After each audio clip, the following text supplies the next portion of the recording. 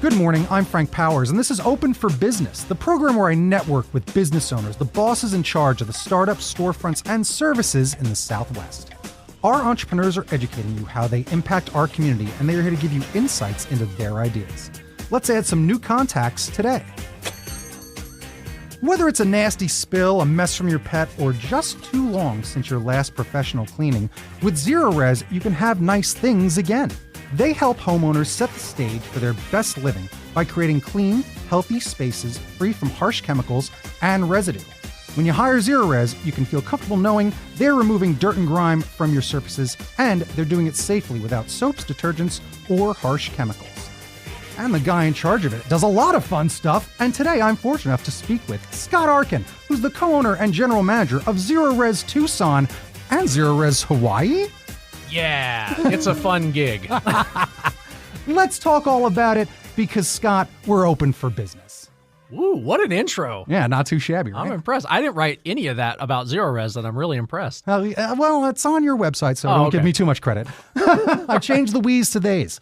I am fascinated by what you're doing because there's some science, there's some technology, but then we were just talking off air for quite a bit. We get along quite well. Yeah. Busy guys, right? Up to a lot of gigs, always saying yes and doing a lot, making opportunities for ourselves here in Tucson. Love it. And even Hawaii, which is fascinating. Yeah. Aloha. That's why he's wearing an aloha shirt. I got an aloha shirt on. That's business in Hawaii. That's how you do it. All right. You wear an aloha shirt. Yeah. So let's talk about Zerorez. And then we're going to talk about some of the other stuff that you do with your marketing company and motorcycle tours. Exciting stuff. So let's talk all about it by giving me a little bit of the 101 of what Zerorez is all about. Yeah, so Zerorez's big thing is, the claim to fame is no residue. Yeah, Zerorez. There it is. Yeah. Late 90s, they recognized that the problem with this carpet cleaning industry is when you get your carpets cleaned, usually a couple months later, they're dirty again, and they're worse than before, and what the heck is going on? And they came down to chemical residue, right? Cleaners use detergents. We still use detergents in the cleaning world, right? Maid cleaners and professional cleaners.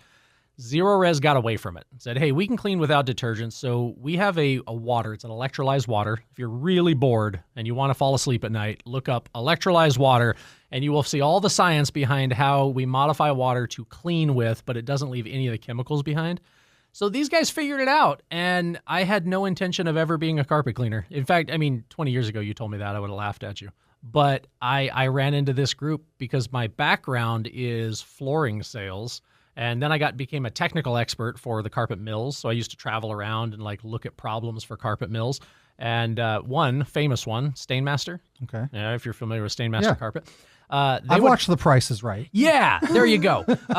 So they hired me to go in and look at problems, and then I would secretly behind the scenes go hire Zerorez to clean for it.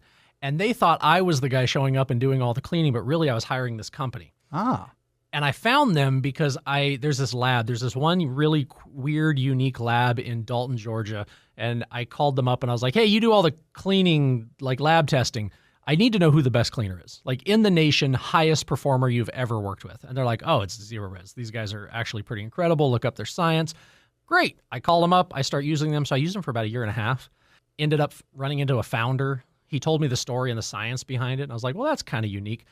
A little farther down the road, I ended up being hired to do training for them. So I was their training director for 3 years. So I'm skipping ahead, but if you bought a Zerorez franchise for your city, then you would come and I was the guy that trained you all this technical flooring knowledge. And then I realized running one of these looks kind of fun. I wonder if I could do that. So I'm teaching people how to do it, but I think I can do it. And I'm from Arizona. I was up in Utah at the time because that's where they were based. And I'm like, I want to go home. I want to come back to Arizona. And Tucson opened up as a city that I could buy. And I was like, yeah, let's do it. 2014 opened Zerorez Tucson, and it's just been shooting ever since. That's fascinating. And even a good lesson here, because I love talking about business on Open for Business, but specifically about some of the aspects of it, like even opening a franchise. Yeah. It's a whole aspect of things that some people overlook, where our Dairy Queen right down on 4th Avenue, it's a local guy that owns that Dairy Queen. Yeah. Just because it's not mom and pop ice cream doesn't mean that mom and pop aren't running it. Oh, yeah. Family owned and operated, and all of our people are here. Obviously, we're here local. We clean, right? So, but yeah, the franchise system, it just makes it easier to have a little bit more of a business in a box. I don't have to solve all the problems. I don't have to figure out HR stuff, and I don't have to figure out my payroll system. And it took the aspects that I'm not good at and they have a killer marketing message. So the whole zero residue thing is amazing. Like nobody was doing that 20 years ago. No carpet cleaner out there was saying no residue. They did not care. Soaps, detergents, whatever you had to do to get stuff out of the carpet with whatever chemical it was, Zerorez transformed the industry into, hey, residue is a bad thing. We don't want residue in our carpets. So that marketing message is what kind of like hooked me. So anyway, there's some advice. Pick a good marketing message with your business. Yeah. Well, that's a good segue if we were going to jump right into that, because marketing is one of your other specialties. It is, yeah. So tell me about some of how you got into that, because we were talking a little bit off air before where you said you actually did some graphic design back in the day. I'm a failed graphic designer. I refuse to believe that. Okay. It was my college. It was late 90s. It was really cool and popular. The internet was coming out. We were all going to be designers. So yeah, I got a degree in graphic design, and then it just at that time there were so many of them coming out that it was hard to have a high paying job. Yes. So I got into sales and limited avenues. I did that as well. I have an art degree, and all right, now go knock on the door over at Mad Magazine. Show up with your 24 by 36 portfolio. The olden days. Oh wow. Of when it was, and if you graduate around that same time, a few years before me, it's even worse. Those avenues were still smaller because the internet was in its infancy. Yeah. And we still were not able to do our own things. Like YouTube had not been invented yet. Never forget when Instagram gets invented and we can publish our own marketing. Yeah. It's a whole different world now. What people have as far as opportunity for shameless self promotion. Yes. But back then, a lot of gatekeepers. I was hoping to have a job at Alpha Graphics. That was literally I'm like, man, if I could sit behind a computer and create logos and signage, what a great opportunity. But no, I accidentally got into the flooring industry in sales, and I just had a knack for it. I had a knack for talking to people, and it was fun, and I loved going into people's houses, and this like ability to, I could see color, right? As an artist, I understand color and texture and how they work together and the lighting. And I did a lot of photography as a hobby. And I'm like, oh, I could make this place look amazing. People trusted me. Thank you for helping me with that in my career. That's huge. Being able to visualize. Oh, it's real. That's the point. These skills you get as a designer go on into what you're designing for real. Absolutely. So flooring industry got me into that. And then that turned into technical training because I'm horribly ADD. So I love learning things and I love deep diving, and I get I might be on the spectrum a little bit where I get like really myopic on like, all right, I want to learn more. So I started learning about flooring in this really geeky way, but it turned me into a technical expert. So I have too many certifications to talk about, and they're not important, but I can train people nationally and certify them to clean carpet, to clean tile, to clean all these things. And the mills, the manufacturers will actually hire me to come in and do training, which is why Zerorez kind of grabbed me. And yeah, I think you asked about marketing. You see, that's where my brain works. That turned into marketing because I had to figure out the marketing plan for Zerorez Tucson. And it flung me right back into my graphic design thought process, right? This is my creative outlet. Every day I get on a van and I clean carpet. And then every night I come home and I go, okay, I got to come up with a really cool radio ad. Oh, I got this great idea for a television commercial. I can't wait to shoot this. And then I got to work with really cool creative people in the industry that would direct it and shoot it. And my vision came to life, and it just lit me up. Like my brain was just on overdrive. So at the moment that Zerorez was big enough that I could start replacing myself as the main character, yes, I started moving more to the marketing side. And then around 2020, but when everything kind of like blew up, I realized that marketing was getting even more difficult because everything got super segmented. So we used to listen to the radio a lot more than we do now, which is sad because I love that everyone here is listening to the radio on this, but we lost a segment of people that would commute and listen to the radio. And now it's trying to find those people again in different places. So it's kind of a fun chess game of business, but that's what got me into White Hat Marketing is my agency. We only work with home service businesses because that's my expertise. We grew Zerorez a lot, and we've done that to about 7 other Zerorezes across the nation. You mentioned Hawaii. Yeah. That's a rough gig. You just got to go to Hawaii once every 3 months, do a little radio and a little TV commercial, and then, it's great. I love it.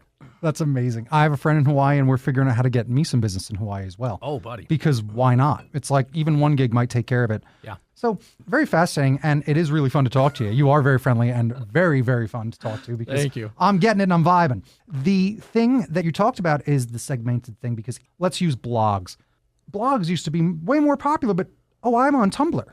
I don't go on Blogger, right? I don't go on Google's version of a thing. Right. And then I'm not on your .com's version of a blog. So that's when we started to see people started to get in these lanes. Yeah. And then, all right, I got to get that ad. And it's not just about reaching them on radio. It's about turning this show that turns into a podcast that then is on demand, which is the benefit of the technology that we have. It's that, but also that's what everyone has. Yeah. Everyone has it because then they can watch any show and anything that's ever existed ever. Have you ever gone back and looked at some of what's your favorite cartoon growing up?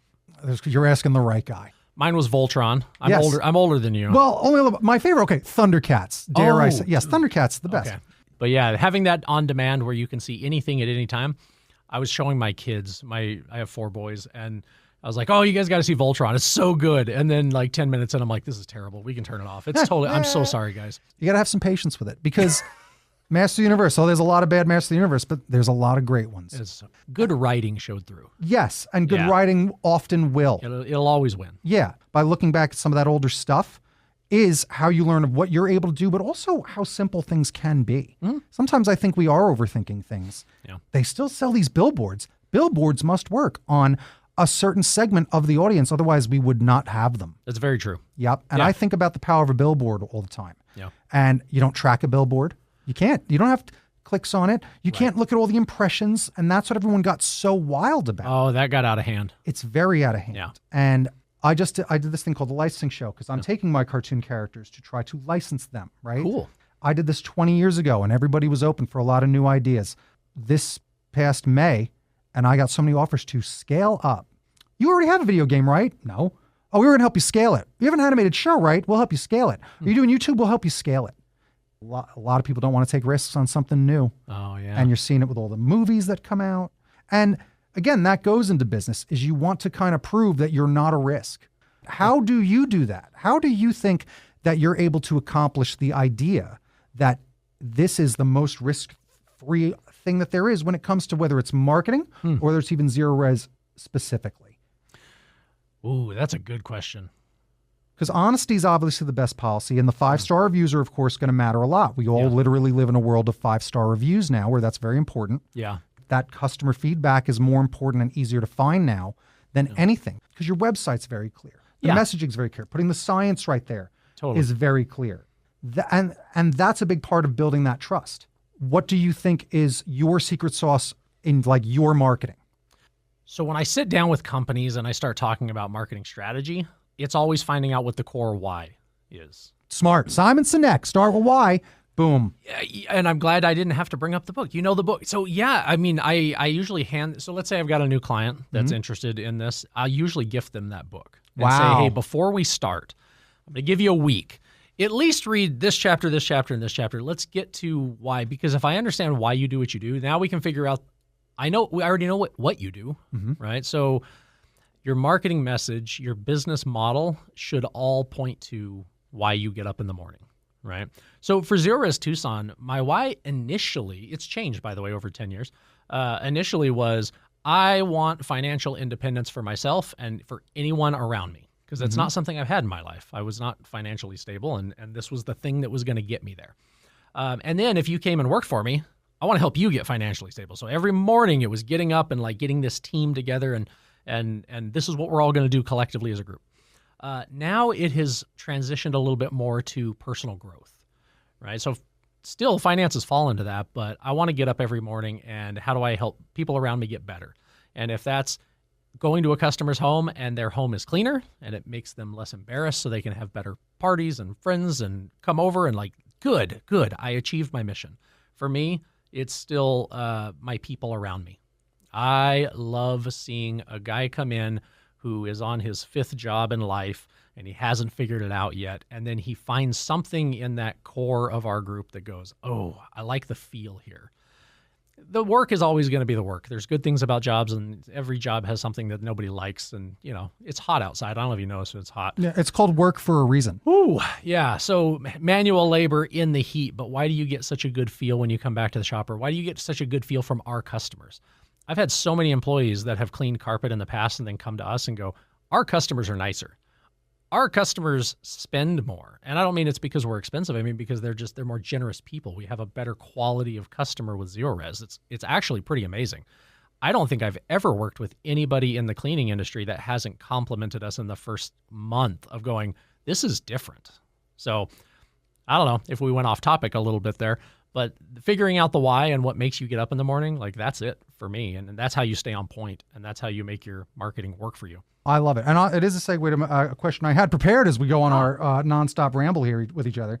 Let's talk about what an average day looks like for you. But also I did want to just emphasize financial freedom is such a huge goal. It's a good quality goal, but your why will always evolve. That's why it changed over 10 years, because you've grown. Yeah. You ask yourself again, that why statement. Let's figure this out again. And you might find it's like, no, it is this now. Tell me a bit of what that day does start like. When you do wake up in the morning, tell me about an average day for you.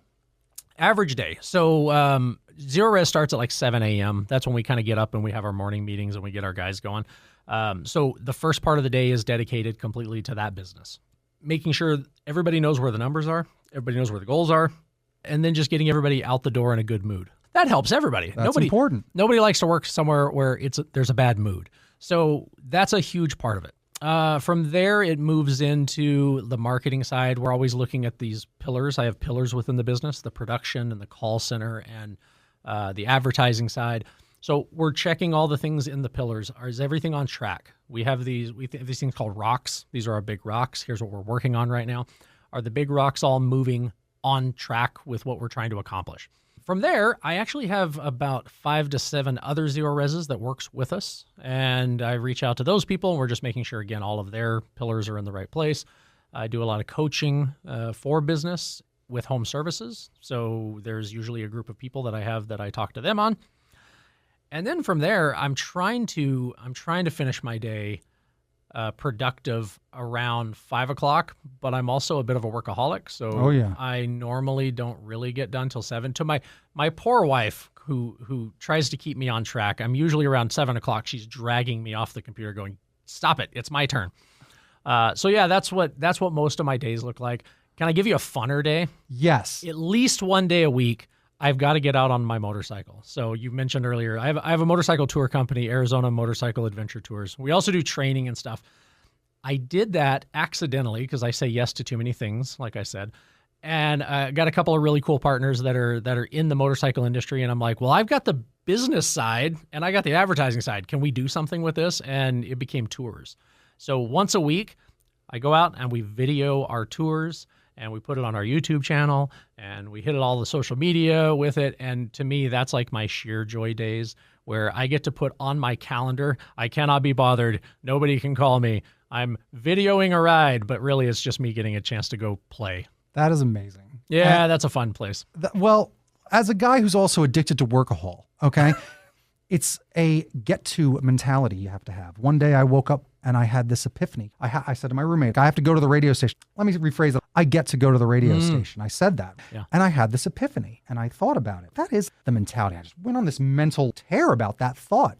The next day I woke up and Dwayne "The Rock" Johnson, big hero of mine, posted this 15-minute video about this epiphany that he had the day before about he gets to do this. And I'm like, what? You guys are on the wavelength. And that's the thing. These wavelengths do exist for creative folks like this, that there is all this. And it was fascinating, but it's a good mentality to have because as busy as you are, it's appreciative. Yeah. But then you realize what it is that you get to do. It's like, boy, you did manage to turn that into a business, which is amazing. I monetize drawing to a degree and reminds me, I do like to just sit and relax and draw. And I don't give myself enough of that because it's almost like I enjoy it. Yeah, we suffer the same. I feel guilty. I'll give you one. I like to read, and I love reading books, and I like reading business books and improvement books and things like that, right? But I feel guilty if I sit there and do it during my work day. But it's 100% work. Right. Right? But I'm horribly, I truly feel guilty. At the end of the day, it's 5 o'clock or it's 6 o'clock, and I'm like, my first instinct is I wasted 2 hours reading today. Oh, and then I have to like correct myself of like, no, that's your job. Yeah. And the amount of coaching that I get to do with my own people within my business is like, I reference it all the time. Hey, go read chapter 3 of, whoever, right? I'm a big Malcolm Gladwell guy right now. There you go. That's what I'm asking for. That's one of the questions I asked because I like talking about business. And I was going to ask, do you have any books to recommend for A, anyone, but B, anyone thinking about starting a business, being an entrepreneur, whether it's their own small business or franchising, which again, huge, different opportunity that some people might overlook. Yeah. Yeah. I think the number one, and I have, honestly, if I go into my phone, I have a note that probably has 30 books. Awesome. For this question. The entrepreneurial myth, the E-myth. I don't know if you've heard of the book E-myth. I think I have. So what I love about it is it's a tactical breakdown of these 3 columns within a business. You've got the entrepreneur, you've got the technician who does the work, and then you've got the administrative management side. And everybody has a strength and a weakness, right? Mm-hmm. So he breaks down in the book, like if you're a strong entrepreneur, I'm telling you right now, here's going to be your problems in your business. If you are a strong technical, like for the carpet cleaning industry, if you're a good cleaner, I'm going to tell you right now, you're going to fail here and here if you don't have good abilities in these categories. So it's a great breakdown. It's where I tell everybody to start. I really like the book Traction. That's a good one for setting up processes. Okay. Big fan of that. Leaders Eat Last. I actually just read that one. Yes, which is a great one. Yep. Oh, Drive.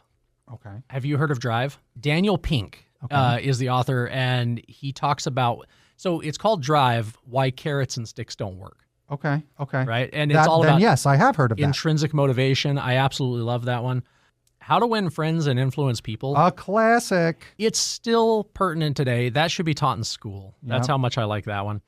Crucial Accountability is great when you're working with a team. Okay. Because you got to have the ability to hold people with. I remember my first management job where they were like, you got to hold. My boss is telling me you got to hold your people accountable. Mm-hmm. I grew up in a military household. So all that means to me is yell at people. Oh, right. And that's not, so I'm like, I don't know what that means. And I'm pretty sure you don't mean yell at the team all the time. Yeah. So Crucial Accountability was the book that my boss gave me. And it went through and was just, you're not managing people, you're managing agreements. Okay. And I loved that concept because it made me no longer look at a person as the problem. It was just a behavior. Yep. So if I'm struggling with somebody in an organization, that person is doing things that they think are right. Somehow in their mind, they've made whatever their behavior is right. And now I've just got to get them to agree that we're going to do things different. And then I manage the agreement, not the person, which is kind of a fun. Yeah. Yeah. That's an interesting perspective. It kept me from being upset at people. That's a huge part of it all. So I need to. Crucial account. I'm writing all of these down. I will give them all to you in the recap because, again, I'll share there's my a lot whole to list, talk but about. It's stupid long. Yeah, but that's good because that's the whole point of what we're doing here. Honestly, is it's to learn and think about that. So now all of the lucky listeners didn't have to go through meeting your boss to get recommended this book that changed the way that you literally feel about people when you have a problem. Yeah. And that's the secrets we're trying to unlock here. If this is the, 100th time you've heard about How to Win Friends and Influence People, you might want to finally read it. Go read the book. A friend of mine that I used to work with, because I'm the way I am, very positive guy, very like this, motivator, he photoshopped me on the cover of that book one day as a joke because this is just who you are. And I'm like, well, I appreciate that. And it's a real thing to learn how to deal with people, especially today. It's changed a lot. Yeah, and how to be likable. Yes. I'm shocked at how many people don't view that as an important thing in their life. I'm just going to be me. Oof. Can you be the better version of you, maybe? like you're a great person. I like you, but there is a better version. And I don't know, being likable is a huge character trait that makes opportunities pop up. Yeah, well, especially in business, in politics, networking. in everything, and networking. So give me some of your networking advice as we are about to wrap up pretty soon, but I just want to get some of that. What networking advice do you have for anybody? Like, what's one of your favorite things as far as networking? Are you part of any business groups? Do you go to events? I'm not the poster child for networking, sadly. I should do it more often. Well, remember, you might not realize you're the trainer at a networking thing because those things are important for those people that are showing up. They're very much networking.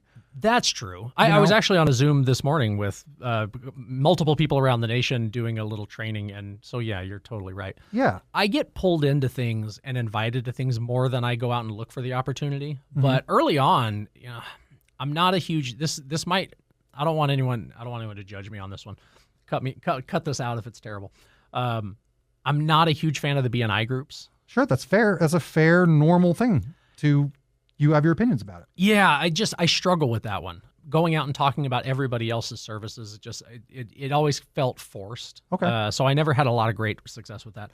I was part of a chamber group for a long time, and I did like that. I liked being able to get up and kind of tell people what I do and create at least opportunity, right? I'm just looking for opportunities. Most of my best networking has truly been within my franchise system. So if you really want to talk networking and a franchise is an opportunity, man, I can call. I've got 100 Zerorez's nationwide. I could literally show up at a doorstep tomorrow and just say, hey, I'm Scott from Tucson. And they would welcome me in and like, hey, what do you want to talk about? What do you want to see our call center? Do you want to look at the trucks? Do you want to see the numbers behind the scenes? Like they give you the time of the day. Half of them will let me stay at their house, which is cool. So I get little mini vacations within my franchise, which is awesome. That's great. So I like the franchise system for networking. Just the good advice that you even said before, just being likable. Being likable in all these situations is really good advice. That's what it is. It's about relationship. I work with a lot of different levels of management, right? And the ones that I see struggle the most, they have one approach. Everyone gets treated the same way. It's not the worst thing in the world. It's really not. But the guys that are the most effective with a team, they are flexible in the way they approach things. They have multiple management styles. They can shift. They can be a good guy on day one, and they can be a bad guy when they need to be a bad guy, and they use it strategically. It's not reactionary. It's planned. Terrifying sometimes. It can be. But me and a buddy of mine, we call it tough love. Yeah, you have to have that. Yep, you just got to have a little tough love. But all right, I want to ask you one last thing, and we'll wrap it up. Okay. I asked everybody, define success. Ooh. All right, can I share a story? Please. So I am with a very good friend of mine that I've met in the last year and a half. He's just become very close, and he owns a business as well. And I'm trying to get with him to do a little mini vacation. Not a big thing, but 3 days. Hey, man, can you break away for a few days? He's big into fishing, and he's big into shooting, like target shooting. So I'm like, I love those things. I love everything. So let's go. 3 days. And his comment back was, dude, I can't leave the business if I do the whole thing. I would come back to a week's worth of work if I leave for 3 days. And in my head, I went, oh, man, that's tough. And I started, it gave me a week of thought of success for me is defined that I can walk away from my business any day I want.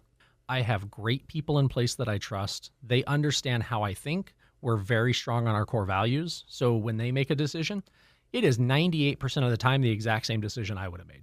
I am so blessed that I have these great people at Zerorez Tucson that can run this business without me standing over the top of them and going, all right, guys, what do we do today? That's my success for me. It's not big house. It's not lots of I'm not a car guy. I don't need fancy things in my life. I like to be able to step away when I want to step away. I love to travel. As long as everybody's going the right direction and I can do that, I feel very successful.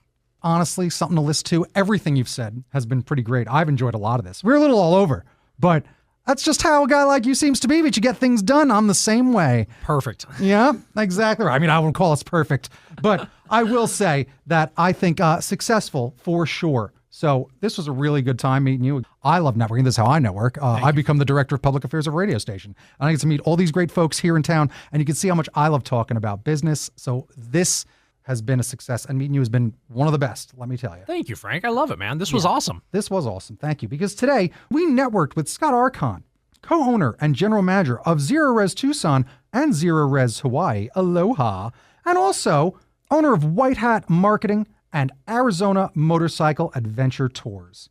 Scott, thank you so much for joining me today. I'm so happy I was able to come. Thank you so much. Remember, Zerorez is open for business.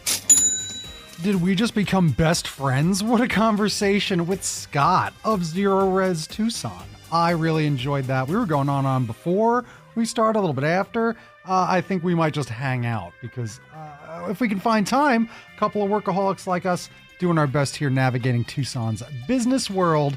And I really did learn a lot about franchising and a lot of those great books that he did name drop.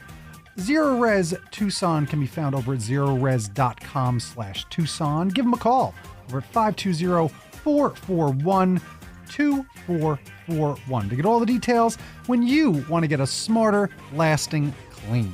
But this has been Open for Business with Frank Powers. If you're a local business that would like to be on the show, email openforbusinessradio@gmail.com. And you can go listen anytime on demand over on Apple Podcasts, Spotify, Blip, Blap, and Zipsort on the Lifestyle Tucson page. But you can subscribe on YouTube to Open for Business with Frank Powers. Follow on Facebook and Instagram at Open for Business with Frank Powers, because I'm your BFF, your best Frank forever. And toot toot Tucson, I love you the most. Powers out.